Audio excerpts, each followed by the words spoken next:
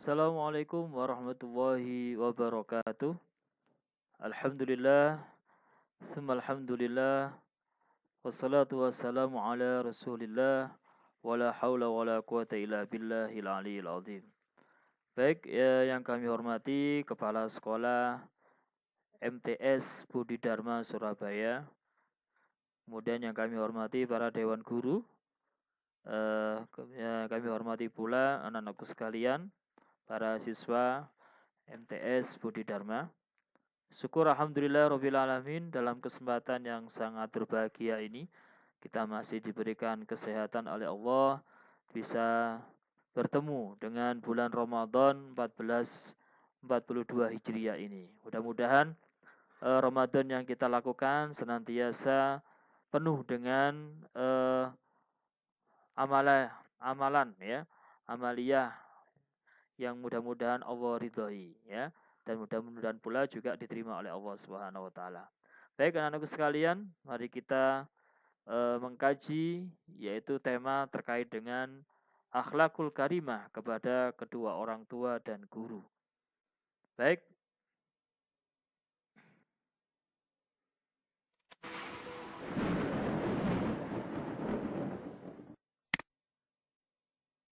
قال ربكم ادعوني أستجب لكم إن الذين يستكبرون عن عبادتي سيدخلون جهنم داخرين.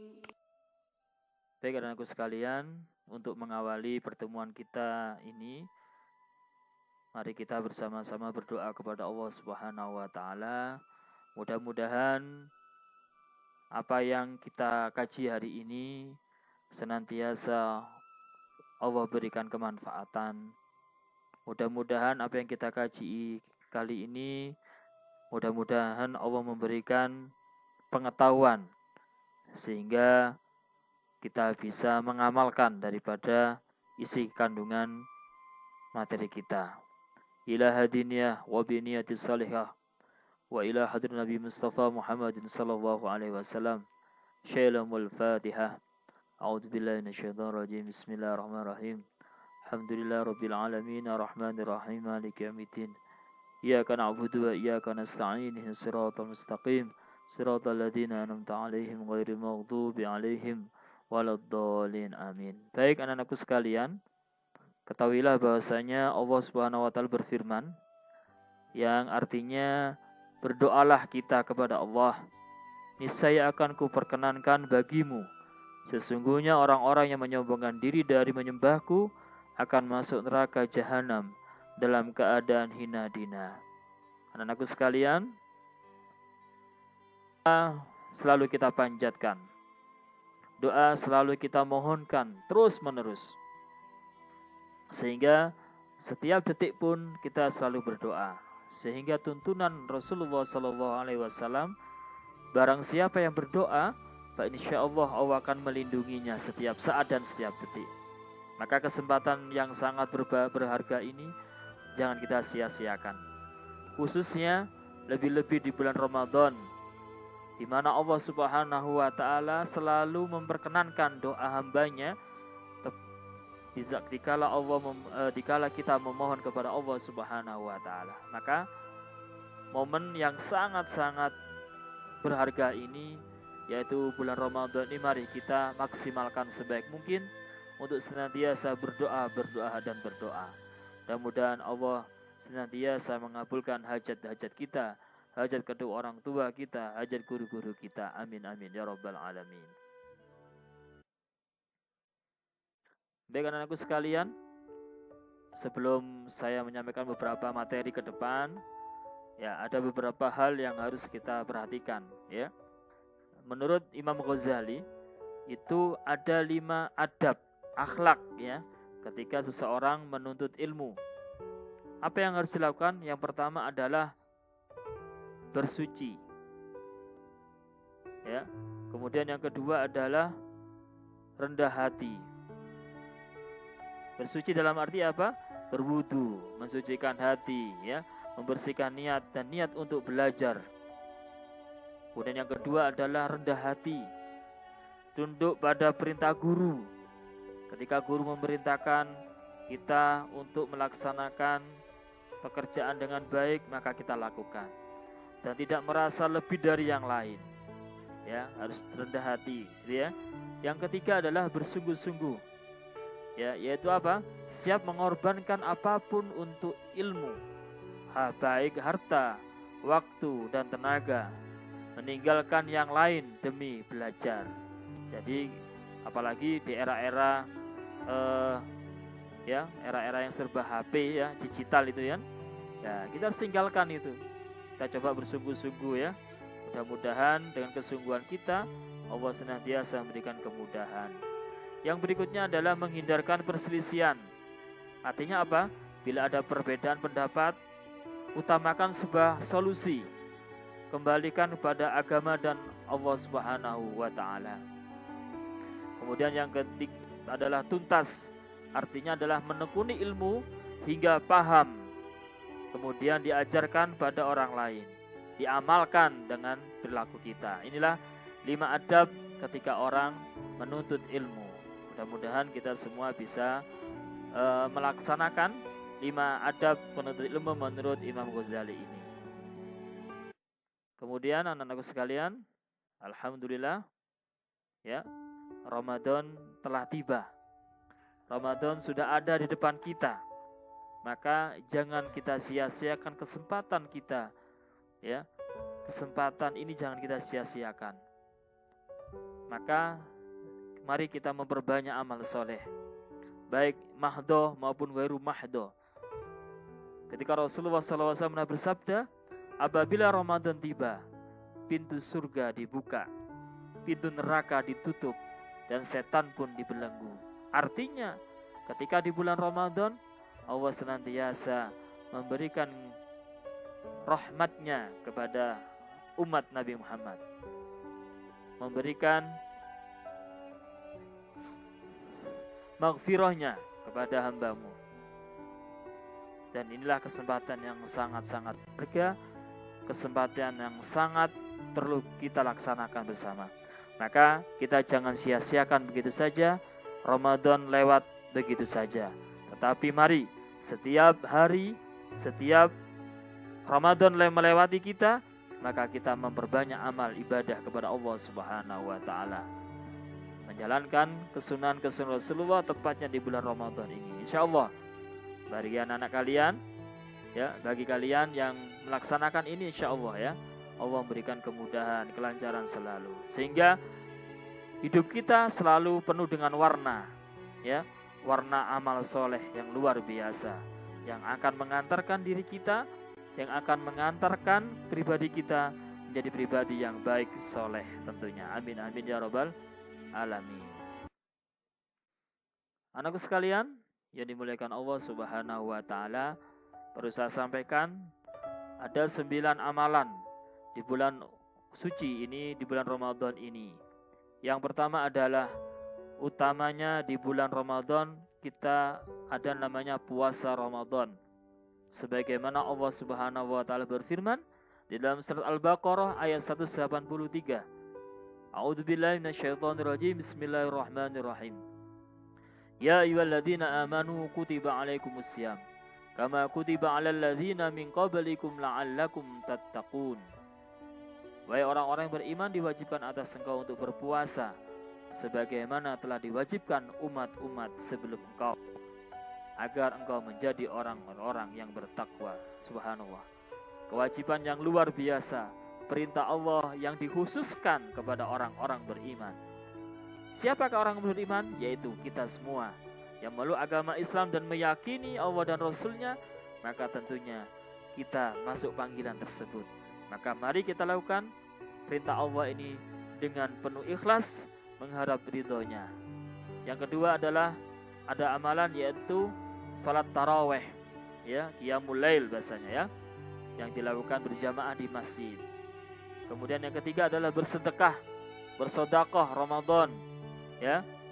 Saja. Jadi satu hari kita coba sedekah, ya. Semampu kita. Ada uang 1.000 ya kita sedekahkan 1.000. Hari ini ada 2.000 ya 2.000. Besok 5.000 ya 5.000. Ya semampu kita. Ya. Kemudian yang keempat adalah senantiasa membaca Al-Qur'an, ya, bertilawatul Quran. Mudah-mudahan Allah memberikan kemudahan dan kelancaran selalu. Baik, berikut yang kelima adalah duduk di masjid hingga matahari terbit.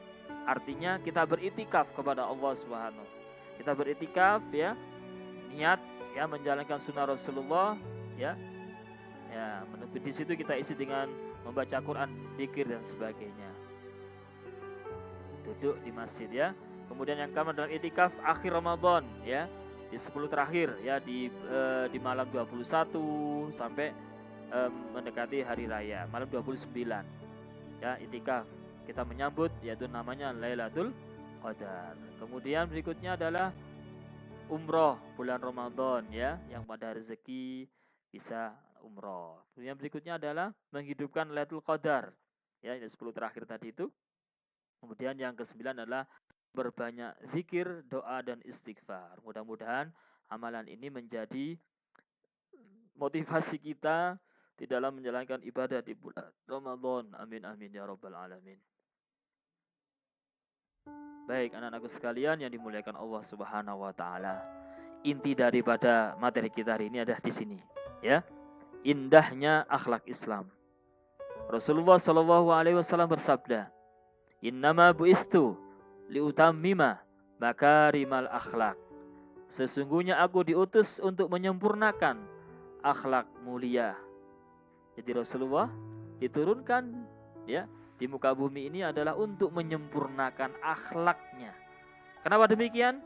Karena akhlak masyarakat Quraisy pada saat itu, ya, sangat-sangat jahiliyah sekali, ya, sangat jahil. Artinya bisa dibayangkan bahwa bayi perempuan yang lahir pun, putri yang lahir, ya, itu dibunuh hidup-hidup. Wah, ini kan jahiliyah, sangat zaman kebodohan sekali itu. Sehingga pada kesempatan itu Rasulullah diutus menyempurnakan akhlak itu, menyempurnakan akhlak. Jadi memberikan arahan supaya hal tersebut tidak dilakukan. Bahaya, ya. Maka Rasulullah menyempurnakan sedikit demi sedikit, ya, akhlak kaum Quraisy pada saat itu. Alhamdulillah sampai demikian, sampai pada hari ini sudah menjadi hal yang sangat baik, bahkan sangat dihargai, ya.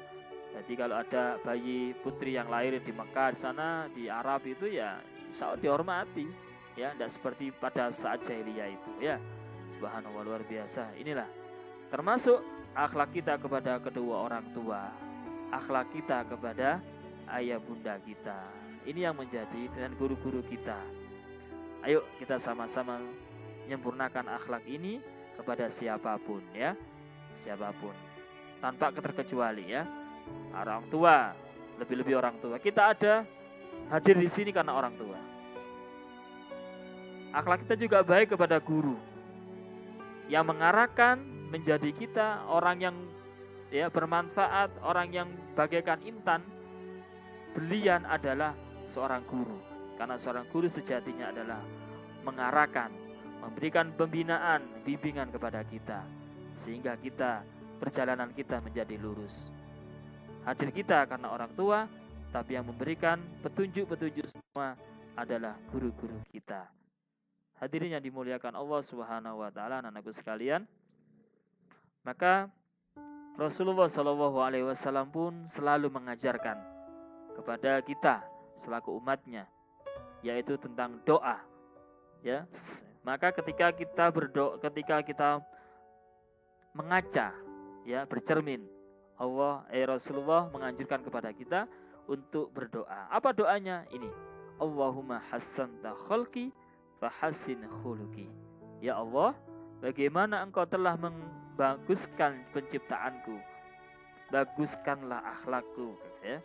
Jadi kita mohon kepada Allah, kita punya mata, dua mata yang normal, ya, bisa melihat isi alam dunia ini.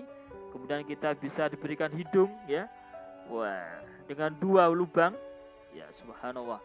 Kemudian kita punya mulut, ya, bisa berbicara, telinga untuk kedua telinga untuk bisa mendengar, dan seterusnya. Tubuh kita ini hal yang penciptaan Allah yang begitu sempurna.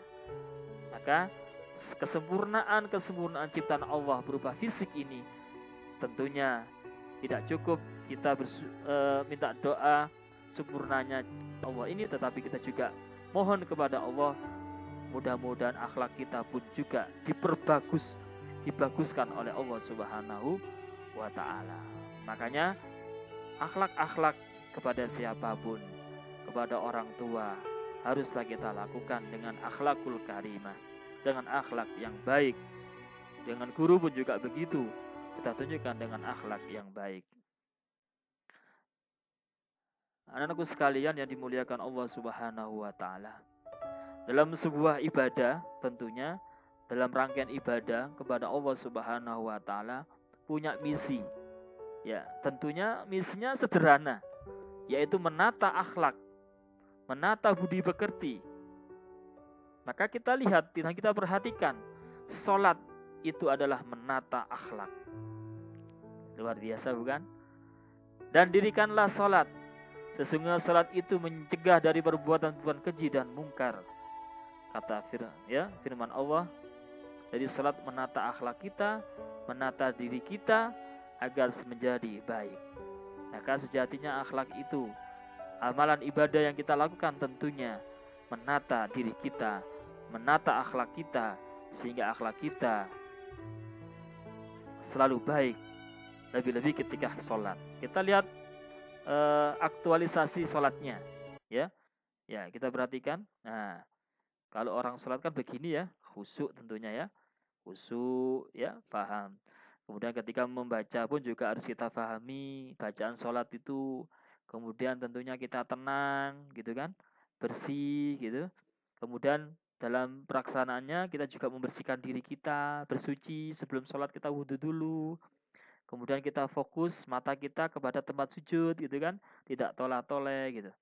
Kemudian memakai pakaian bersih dan rapi. Kemudian selesaikan dahulu hadas kecil dan hadas besarnya sebelum sholat. Nah, kemudian ya dalam kondisi sholat pun seperti ini, luar biasa. Dan kita harus bersabar, tidak bisa kita asal cepat-cepatan itu ya. Maka aktivitas sholat ya kita harus lakukan setiap hari, sehari 5 waktu. Sebagai bentuk rasa syukur kita kepada Allah Subhanahu wa Ta'ala, karena hidup kita semuanya ya Allah yang mengatur itu. Sehingga ayo kita sama-sama melaksanakan sholat 5 waktu sebaik mungkin, seefektif mungkin ya. Ya, kita masuk di puasa, ibadah puasa ya. Ternyata ibadah puasa juga mengatur akhlak kita. Kita lihat, kita perhatikan sabda Rasulullah SAW. Jika kalian sedang puasa, maka jangan berkata kotor, ya, dan membentak. Jika dimaki dan diajak berkelahi, katakan apa? Ya, aku sedang berpuasa. Ana shaim, saya berpuasa. Sederhana bukan? Luar biasa. Jadi puasa pun itu juga tentunya menata akhlak kita, menata diri kita, sehingga kita harus berhati-hati. Selalu kita harus berhati-hati untuk menahan emosi dan semuanya. Ya. Sampai Rasulullah mengatakan, kalau engkau diajak untuk berkelahi, dimaki dan semuanya, katakanlah, aku puasa. Saya puasa. Gitu ya. Jadi tingkat ada teman-teman kita yang mengajak jelek gitu ya, langsung kita katakan saja, saya puasa, sudah selesai. Nah, tentunya akhirnya kita tahan amarah kita tahan emosi kita yang tadinya kita akan mau marah, akhirnya sabar gitu ya. Katakanlah sabar, bisa ya? Ya insya Allah ya, saya yakin bisa lah ya. Baik, berikutnya ya, puasa aja bisa menata sholat, bisa menata akhlaknya, apalagi puasa ya, lebih puasa ya. Kemudian kita perhatikan ya, ibadah dan akhlak, hubungan ya, ada 2 hubungan, ibadah dan akhlak. Kita lihat definisi di slide itu ya, 2 tipe manusia yang buruk gitu ya, 2 tipe manusia yang buruk. Yang pertama, manusia itu rajin ibadah. Manusia itu rajin ibadah, tetapi buruk akhlaknya. Ingat. Yang kedua, manusia yang berakhlak baik, tetapi buruk. Ya, yang pertama tadi apa? Manusia yang rajin ibadah, tetapi buruk akhlaknya. Oke ya. Yang kedua, manusia yang berakhlak baik, tetapi buruk ibadahnya. Saya ulangi lagi, ada dua tipe manusia yang buruk. Yang pertama, manusia yang rajin ibadah, tetapi buruk akhlaknya. Ya, tadi saya mohon maaf salah pengucapan ya. Jadi yang pertama, manusia yang rajin ibadah, tetapi buruk akhlaknya. Yang kedua, manusia yang berakhlak baik, tetapi buruk ibadahnya. Tadi rajin ibadah, buruk akhlaknya. Yang kedua, akhlaknya baik, tapi ibadahnya buruk. Ya, dua-duanya ya. Nah, kita lihat definisi yang kedua. Sesungguhnya kebaikan dua model manusia di atas adalah palsu. Ada enggak dalam kehidupan kita melihat kategori yang tadi dua tipe manusia? Yang pertama, manusia yang rajinnya ibadah, bagus gitu, tapi akhlaknya buruk. Ada enggak? Pasti ada, ya. Ada. Kita evaluasi diri kita ya. Yang kedua, manusia yang berakhlak baik gitu, tapi ibadahnya buruk. Tahu maksudnya? Akhlaknya baik, tetapi tidak sholat, tetapi tidak puasa. Kalaupun puasa, dia ya puasa hanya menggugurkan kewajibannya saja, tapi pahalanya nggak dapat. Ada nggak? Banyak sekali. Maka kedua-duanya, ya, sesungguhnya kedua-duanya di atas itu adalah model manusia yang palsu. Ya, kebaikan dua model manusia itu ada palsu, muspro, tidak ada apa-apanya. Ya, yang berikutnya adalah orang yang beriman dengan sebenar-benarnya adalah orang yang baik akhlaknya dan tentunya tekun ibadahnya. Ya inilah. Jadi akhlaknya baik, ibadahnya juga baik. Pasti anak ingin nggak seperti itu? Pasti kita ingin ya. Baik, kita perhatikan nanti ya. Kita lihat ya. Firman Allah Subhanahu wa Ta'ala tentang anak itu ternyata ada 3 ya. Jadi anak yang pertama itu anak itu akan menjadi musuh. Kata Allah, fakhdaruha, hati-hati, waspada. Nah, sebelum itu terjadi, kita harus untuk kata Allah harus mewaspadainya. Yang kedua adalah fitnah, ya, fitnah. Dan yang terakhir saya ambil yaitu tentang anak itu menjadi penyejuk hati. Setiap manusia, ya, setiap diri kita pasti ingin menjadi anak yang soleh dan solihah, betul? Ya, ingin menjadi penyejuk hati untuk orang tuanya, betul? Pasti. Makanya, ya, orang tua itu pasti selalu mendoakan anaknya seperti ini. Apa itu? Rabbana hablana min azwajina wa dzurriyyatina qurrata a'yun waj'alna lil muttaqina imama. Ya Allah, anugerahkan kepada kami istri-istri kami dan keturunan kami sebagai penyenang hati, penyejuk hati, ya, dan jadikanlah kami imam bagi orang-orang yang bertakwa. Ya, akhlak kita baik anak-anak sekalian, itu kembalinya ke diri kita. Kata Allah, in ahsantum ahsantum li anfusikum wa in asatum falaha. Di surat Al-Isra disebutkan begitu. Allah berfirman, kalau kamu berbuat baik, berbuat baiknya untuk dirimu. Kalau kamu berbuat jelek, itu pun juga kembali kepada dirimu. Maka ayo kita tunjukkan akhlak yang mulia kepada kedua orang tua kita. Tunjukkan akhlak terbaik kepada kedua orang tua kita, dan tunjukkan akhlakul karimah yang terbaik juga kepada guru-guru kita. Kita ada di sini karena kedua orang tua kita, jasa orang tua kita. Kita menjalankan aktivitas hidup ini lurus kepada jalan Allah, ya, juga atas petunjuk daripada guru-guru kita. Jadi dua hal, orang tua punya peran penting, guru juga punya peran penting. Begitu ya. Oke, kita lihat kalau sudah terbentuk akhlak itu, insya Allah di saat orang tua kita tua, maka yang terjadi adalah seperti ini. Ya. Jadi di saat orang tua kita sudah tua, maka yang terjadi, nah, bagaimana seorang anak memberikan contoh birrul walidain, hal yang terbaik kepada orang tuanya. Di saat orang tua sudah tua, dia selalu mengasuh, ya, menyisir rambut orang tua, dan dia tidak pernah membiarkan orang tuanya lewat begitu saja. Kita perhatikan bagaimana seorang anak, dia tidak rela seorang ibu yang dia cintainya, dia sia-siakan lewat begitu saja. Di saat anaknya bekerja pun ibunya dipopong ke atas kepalanya, ya, perjuangan dan berjalan dia melewati hutan, melewati jembatan. Ya, ini secara akal paling kita tidak mampu kita.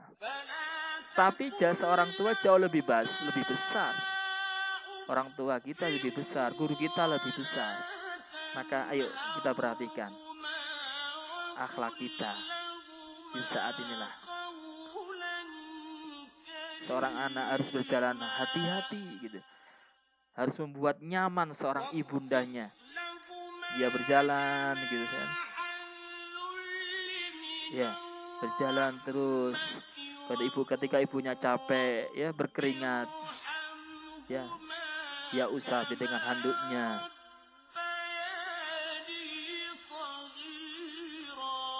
Berarti kan melewati jembatan. Subhanallah. Baik anak-anakku sekalian, kita perhatikan bagaimana kondisi kita.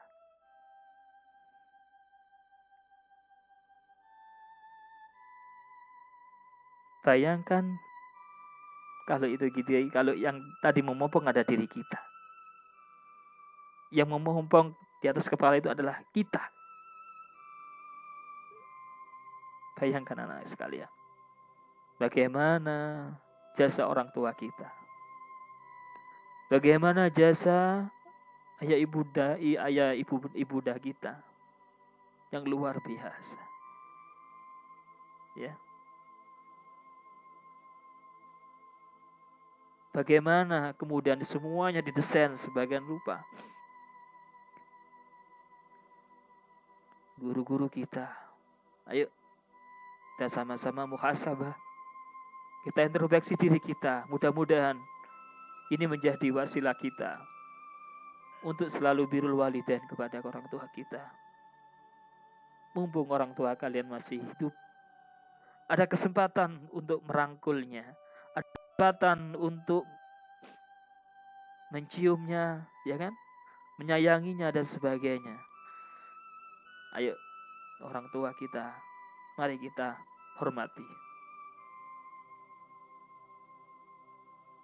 Ayah bunda kita hormati. Guru-guru kita pun juga kita hormati. Kalau di sekolah ibu guru adalah penggantinya, tapi kalau di rumah adalah ayah ibu kita. Ayo, mudah-mudahan dengan sedikit materi ini memberikan nasihat khususnya untuk Al-Fakir, ya, untuk Pak Ibnu sendiri selaku pemateri dan yang lain, ya. Mudah-mudahan ini semua menjadi hal yang terbaik. Kita berdoa kepada Allah, mudah-mudahan Ramadan yang kali ini senantiasa mempunyai manfaat hikmah yang luar biasa untuk diri kita. Mudah-mudahan amalan ibadah yang kita lakukan diberikan di kemudahan, kelancaran selalu, sehingga kita sampai di penghujung Ramadan pun kita punya nilai-nilai yang luar biasa di hadapan Allah Subhanahu wa taala. Mudah-mudahan Ramadan ini bisa menjalankan semua ibadah, dan tentunya yang gak kalah penting, amalan kita diterima oleh Allah Subhanahu wa taala sehingga menjadi syafaat penolong untuk kita kelak nantinya. Mari kita berdoa kepada Allah Subhanahu wa taala. Mudah-mudahan Allah memberikan kemudahan, kelancaran selalu dalam beribadah. A'udzubillahi minasyaitonirrajim. Bismillahirrahmanirrahim. Alhamdulillah rabbil alamin. Allahumma shalli ala sayyidina Muhammad wa ala sayyidina alhamdulillah rabbil alamin. Ya Allah ya Rabbana, taqabbal minna innaka antas samiul alim. Rabbana taqabbal minna innaka antas samiul alim. Allahumma fir lana wa liwalidina wa limasyayikhina wa limuallimina wa limanaslah hukum wajibati alaina wa lijami'il muslimin wal muslimat wal mu'minin wal mu'minat al ahya minhum al amwat. Rabbana taqabbal minna innaka antas samiul alim. Rabbana taqabbal minna insami du'a. Rabbana atina fid dunya hasanah wa fil akhirati hasanah wa qina adzabannar. Walhamdulillahirabbil alamin. Baik, terima kasih anak-anak sekalian, dan terima kasih para dewan guru yang sudah memberikan amanah kepada Al-Fakir untuk memberikan sedikit ya siraman ataupun motivasi kepada anak-anak di MTS Budi Dharma Surabaya. Mudah-mudahan Anda semua ya dijadikan oleh Allah menjadi putra-putri yang soleh dan solehah. Amin ya robbal alamin. Tetap semangat, tetap jalankan aktivitas di bulan Ramadan sesuai dengan Allah dan Rasulullah SAW, tuntunan Allah dan Rasulullah SAW. Mudah-mudahan kita amalan ibadah kita di bulan Ramadan ini senantiasa diterima oleh Allah Subhanahu Wa Taala.